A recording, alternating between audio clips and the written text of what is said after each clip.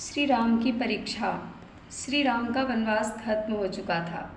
एक बार श्री राम ब्राह्मणों को भोजन करा रहे थे, तभी भगवान शिव ब्राह्मण वेश में वहां आए। श्री राम ने लक्ष्मण और हनुमान सहित उनका स्वागत किया और उन्हें भोजन के लिए आमंत्रित किया। भगवान शिव भोजन करने बैठे, किंतु उनकी क्षुधा को कौन बुझा सकता था। बात ही बात में श्री राम का सारा भंडार खाली हो गया। लक्ष्मण और हनुमान ये देखकर चिंतित हो गए और आश्चर्य से भर गए। एक ब्राह्मण उनके द्वार से भूखे पेट लौट जाए, ये तो बड़े अपमान की बात थी। उन्होंने श्री राम से और भोजन बनवाने की आज्ञा मांगी। श्री राम तो सब कुछ जानते ही थे। उन्होंने मुस्कुराते हुए लक्ष्मण से देवी सीता को बुला लाने के लिए कहा। सीता जी वहाँ आईं और ब्राह्मण वेश में बैठे भगवान शिव का अभिवादन किया। श्री राम ने मुस्कुराते हुए सीता जी को सारी बातें बताई और उन्हें इस परिस्थिति का समाधान करने को कहा। सीता जी अब स्वयं महादेव को भोजन कराने को उद्यत हुई। उनके हाथ का पहला ग्रास खाते ही भगवान शिव संतुष्ट हो गए। भोजन के उपरांत भगवान शिव ने श्री राम से कहा कि आकंठ भोजन करने के कारण वे स्वयं उठने में असमर्थ हैं, इसी कारण कोई उन्हें उठाकर सैया पर सुला दे। श्री राम की आज्ञा से हनुमान महादेव को उठाने लगे, मगर आश्चर्य, एक विशाल पर्वत को बात ही बात में उखाड़ देने वाले हनुमान, जिनके बल का कोई पार ही नहीं था, महादेव को हिला तक नहीं सके। भला रुद्रावतार रुद्र की शक्ति को कैसे पार पा सकते थे। हनुमान लज्जित हो पीछे हट गए। फिर श्री राम की आज्ञा से लक्ष्मण ये कार्य करने को आए। अब तक वो ये समझ चुके थे कि ये कोई साधारण ब्राह्मण नहीं है।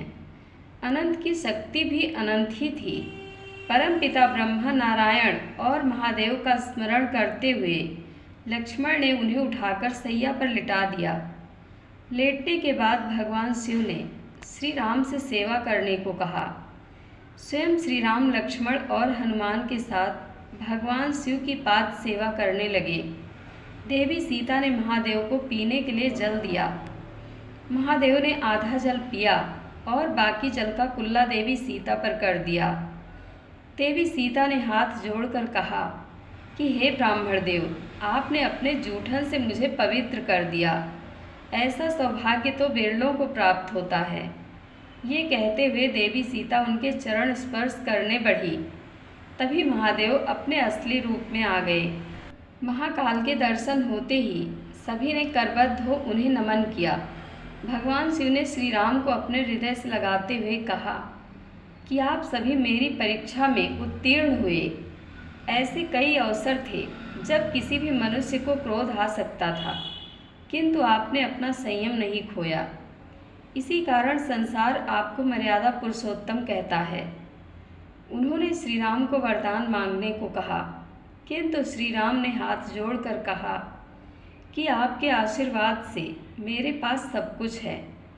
अगर आप कुछ देना ही चाहते हैं तो अपने चरणों में सदा की भक्ति का आशीर्वाद दीजिए। महादेव ने मुस्कुराते हुए कहा कि आप और मैं कोई अलग नहीं हैं, किंतु फिर भी देवी सीता ने मुझे भोजन करवाया है, इसलिए उन्हें कोई वरदान तो मांगना ही होगा। देवी सीता ने कहा कि हे भगवान, अगर आप हमसे प्रसन्न हैं तो कुछ काल तक आप हमारे राजसभा में कथावाचक बनकर रहें। उसके बाद कुछ काल तक भगवान शिव श्री राम की सभा में कथा सुनाकर सबको कृतार्थ करते रहे। जय श्री राम। आप लोगों को कथा कैसी लगती है कमेंट बॉक्स में अपनी राय अवश्य दें। धन्यवाद।